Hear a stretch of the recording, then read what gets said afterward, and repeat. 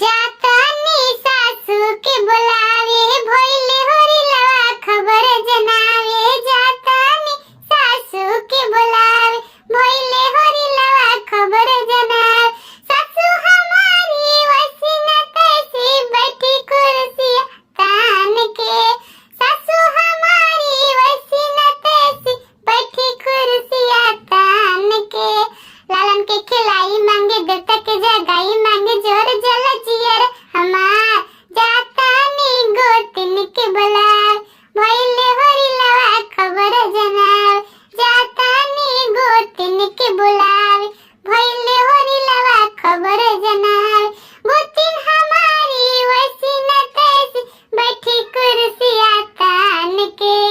गोतिन हमारी वसीना तैसी बैठी कुर्सिया तान के। लालन के खिलाई मांगे मेवा के बनाई मांगे जोर जल जियर हमार।